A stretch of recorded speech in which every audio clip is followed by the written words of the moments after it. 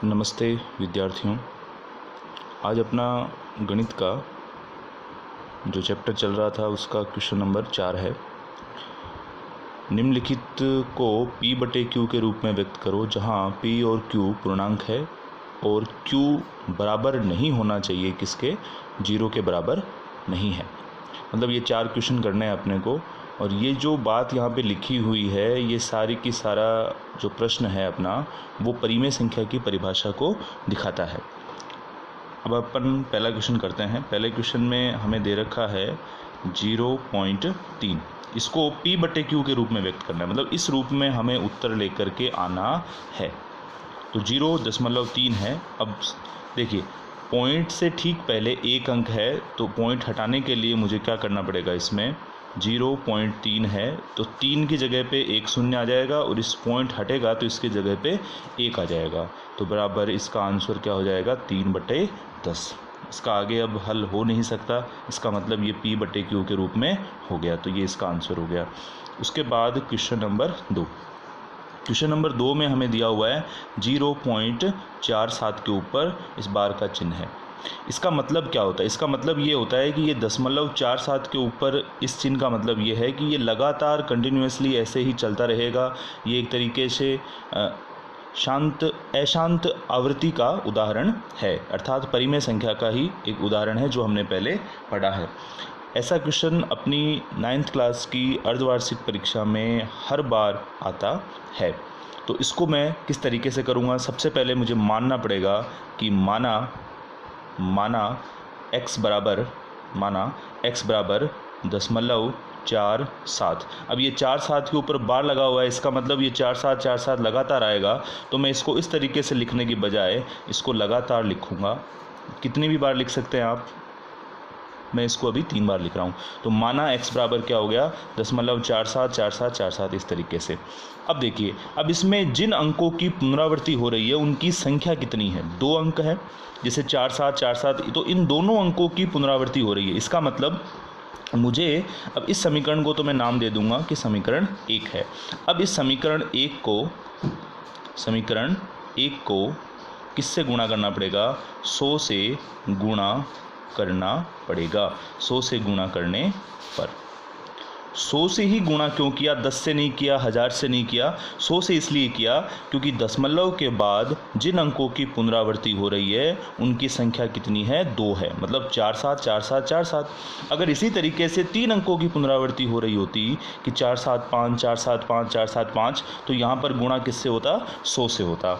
अगर यहाँ पर एक अंक की पुनरावृत्ति होती जैसे 0.4444, तो 10 से गुणा करते, लेकिन इसमें 2 अंकों की पुनरावृत्ति हो रही है तो इसको दोनों तरफ किससे गुणा करेंगे, 100 से गुणा करेंगे। तो दोनों तरफ का मतलब x को भी 100 से गुणा करना और इसको भी 100 से गुणा करना। तो 100 गुणा x बराबर 100 गुणा 0.47 और डॉट। समझ में आ गया? ये 100 को x से गुणा करेंगे कितना हो जाएगा 100x, 100 को इस 4/7 से गुणा करेंगे तो ये दशमलव जो है वो यहाँ से उठ करके कहाँ आ जाएगा, 2 अंक दाईं तरफ खिसक जाएगा। ध्यान रखना, 100 से अगर या 10 के गुणांक से किसी भी संख्या को गुणा करते हैं तो दशमलव जो है वो दाईं तरफ खिसकता है और भाग देने पर दशमलव बाईं तरफ खिसकता है। तो 100 को गुणा करेंगे तो कितना आ जाएगा यहाँ पे 47.4747। इस 4/7 को 3 बार लिखेंगे। क्यों लिखेंगे 3 बार? क्योंकि ऊपर जो मैंने अज्यूम किया है, माना है कि x बराबर 0.47 है, तो यहाँ भी मैं उसको 2 बार ही लिखूंगा। ये हो गई मेरी समीकरण नंबर 2। अब सीधा सीधा है यहाँ पे कि समीकरण 2 में से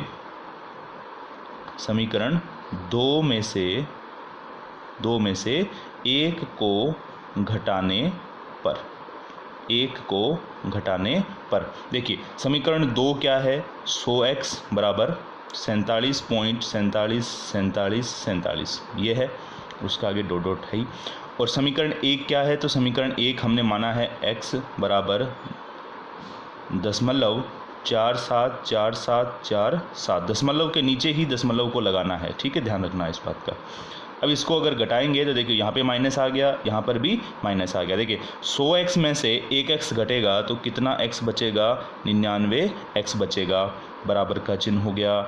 47.47 इस तरीके से है, तो देखिए 47.47 में से 0.47 को अगर घटाऊंगा तो ये दोनों आपस में कट गए, तो बचा कौन, 47 बचा। अब ये 99 के पास x जो है वो गुणनफल में है, तो ये इधर आकर के भाग में हो जाएगा, तो 47/99।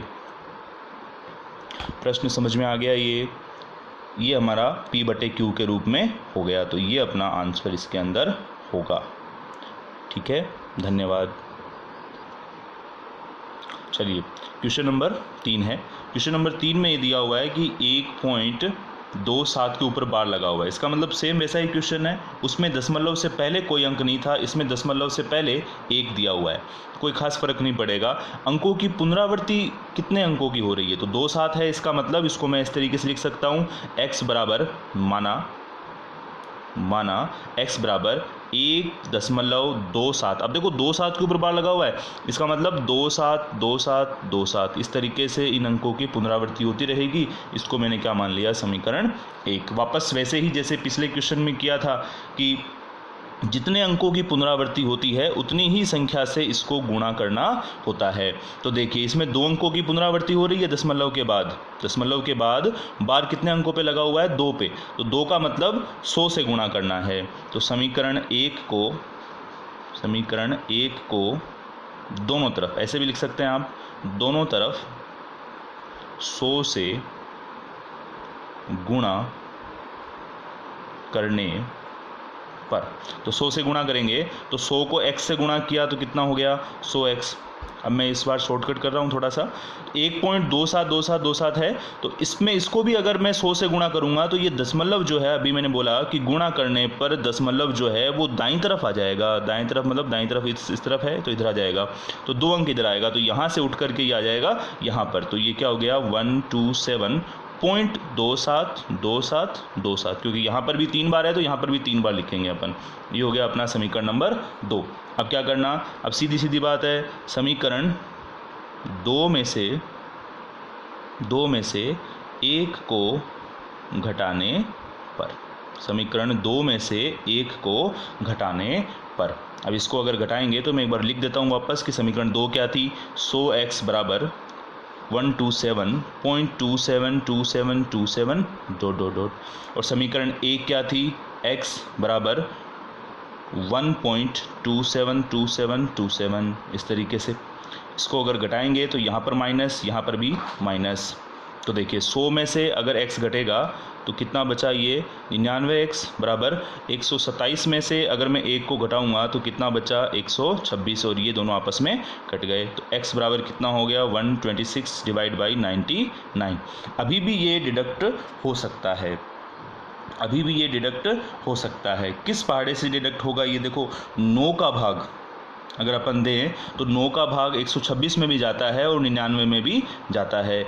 126 में अगर मैं 9 का भाग दूं तो कितनी बार जाएगा, 14 बार जाएगा, और 99 में अगर मैं 9 का भाग दूं तो कितनी बार जाएगा, 11 बार। तो अपना आंसर क्या हो गया, 14/11। P/Q के रूप में अगर मुझे आंसर निकालना है इस संख्या का तो वो कितना हो गया, P/11। हाँ जी भैया, अभी जो अपना क्वेश्चन है, चौथा क्वेश्चन, वो क्या दे रखा है, 1.235। देखो इस क्वेश्चन में और बाकी क्वेश्चनों में फ़र्क क्या था, इसमें हमें ये दिया हुआ है कि 3-5 के ऊपर ही केवल बार दिया हुआ है, 3-5 के ऊपर, मतलब इस 2 जो है वो अकेला है। कहने का मतलब इस संख्या का मतलब ये हुआ कि ये संख्या किस तरीके से दे रखी है, ये इस तरीके से 1.235 मतलब 2 की पुनरावृत्ति नहीं है, केवल 3-5 की ही पुनरावृत्ति है। अभी तक जितने भी क्वेश्चन हमने किए थे उनमें सब में क्या था कि दशमलव के बाद जो अंक था उनकी पुनरावृत्ति हो रही थी, कोई भी अंक बिना पुनरावृत्ति के नहीं था। लेकिन इसमें एक अंक ऐसा आ गया जो बिना पुनरावृत्ति के है, तो इस क्वेश्चन को अब मैं थोड़ा सा अलग मैटर हो जाएगा इसके अंदर। वो कैसे कि हम बिल्कुल इसको वैसे ही बनाएंगे जैसे पिछले क्वेश्चंस में भी था कि हमें क्या दिया हुआ है, 1.23535 इस तरीके से। तो सबसे पहले माना x बराबर 1.2353535 डॉट डॉट डॉट। अब देखिए इसमें 2 जो है वो बिना पुनरावृत्ति के है, तो अगर मैं इसको 10 से गुणा करूं तो ये पॉइंट जो है वो यहाँ से उठ करके यहाँ आ जाएगा और दशमलव के बाद सभी अंकों की क्या हो जाएगी, पुनरावृत्ति हो जाएगी। मतलब दशमलव के बाद मुझे ऐसी ही संख्याएं लेकर के आनी है जिनकी पुनरावृत्ति हो रही हो। अब इसमें 2 है, 2 एक बार ही, अगर मान लो इसमें 2 अंक पहले होते जो बिना पुनरावृत्ति के होते, जैसे 1.24 फिर 3535 आ जाता, तो मैं इसको किससे गुणा करता, 100 से। लेकिन अभी मुझे इसको किससे गुणा करना है, 10 से। तो दोनों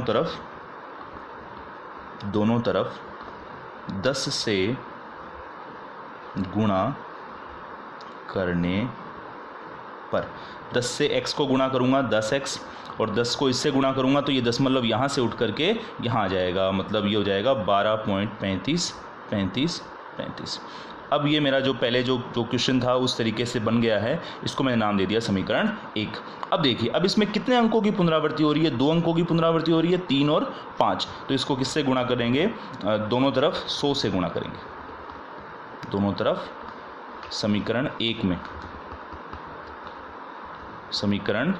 1 में दोनों तरफ किससे गुणा करेंगे, 100 से गुणा करने पर। 100 से गुणा करेंगे तो 100 को 10 से गुणा करेंगे, ये हो जाएगा 1000x बराबर, इसको अगर 100 से गुणा करेंगे तो ये दशमलव यहाँ से उठ करके यहाँ आ जाएगा, तो ये कितना हो गया 1235 और आगे दशमलव के बाद जो 35 है वो एज इट इज़ रहेगा। ये हो गई हमारी समीकरण नंबर 2। वापस वही प्रोसेस कि समीकरण 2 में से 1 को घटाने पर, समीकरण 2 में से 1 को घटाने पर, तो समीकरण 2 क्या है, 1000x बराबर 1235.3535 और समीकरण 1 जो दिया हुआ है 10x बराबर 12.3535 इस तरीके से घटाएंगे। माइनस का चिन्ह, इधर भी माइनस का चिन्ह, इससे ये कट गया। 1235 में से अगर 12 को घटाएंगे तो ये आ जाएगा 1223 और 1000 में से 10 घटेगा तो ये हो गया 990x। तो x बराबर हो जाएगा अपना 1223 डिवाइड बाई 990, ये अपना आंसर हो जाएगा। इन सभी क्वेश्चंस को एक बार वापस कर लेना। धन्यवाद।